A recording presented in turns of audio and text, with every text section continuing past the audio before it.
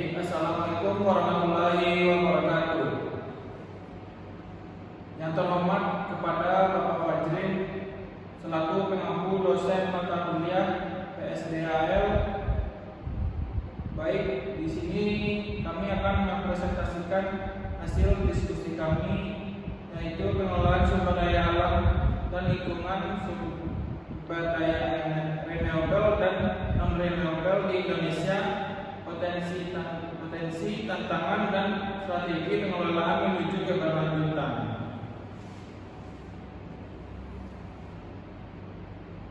Yang pertama ada klasifikasi sumber daya alam. Yang pertama ada SDA non-renewable. Sumber daya alam itu terbentuk melalui proses geologis selama 5 tahun. Kecepatan absorpsi manusia jauh lebih cepat dibandingkan laju pembentukannya. Contohnya minyak bumi, gas bumi, batu bara, dan mineral. Selanjutnya ada SDA renewable. Sumber daya alam yang dapat pulih secara alami atau tersedia terus karena adanya siklus alami berkelanjutan di bumi kita. Contohnya energi air, geotermal, surya, angin, dan biomasa. Potensi energi fosil nasional. Yang pertama ada minyak bumi dengan cadangan menipis dengan penurunan produksi alamiah sebesar 22% per tahun akibat suhu tua. Yang kedua gas bumi, cadangan relatif lebih besar dengan potensi organik tipe 3, komersil watt di suhu bumi. Yang ketiga ada batu bara, sangat tiba di suatu dan tetapi memicu degradasi lingkungan. Selanjutnya ada tabel cadangan fosil seperti yang pertama ada minyak bumi dengan cadangan 3,8 miliar barel. Selanjutnya ada gas bumi dengan cadangan sebesar 77, triliun kubik feet. Selanjutnya ada batu bara seluruh 2078,11 juta ton. Potensi baru terbarukan. Pilar energi terbarukan. Yang pertama ada energi air dengan potensi raksasa mencapai 94.420 MW dengan wilayah dengan potensi terbesar yaitu Papua dan Kalimantan. Selanjutnya geotermal. Indonesia memiliki 23.705,5 MW panas bumi, 40% cadangan dunia. Selanjutnya ada biomasa dengan potensi limpah sebesar 106 juta ton per tahun dari limbah pertanian, tebu, dan total ternak.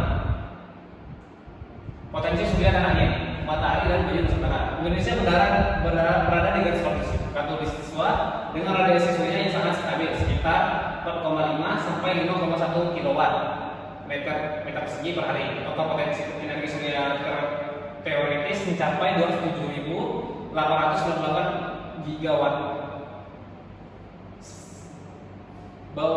Bauran energi target tersebut.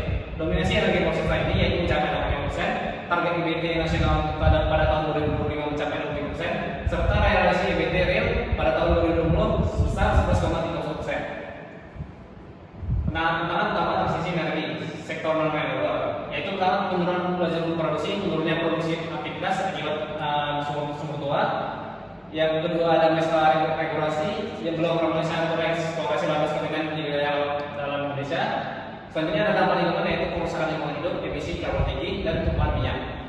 Pada sektor renewable, biaya investasi awal yaitu anggaran pengadaan oleh panas surya, turbin angin, dan sistem baterai penyimpanan gas karbon tinggi, hambatan geografi cuaca, sifat energi intermittent, dan cuaca, dan lokasi geotermal yang berada di area konservasi.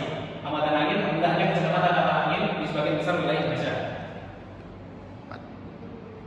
Strategi pengelolaan hijau, Strategi pengelolaan hijau.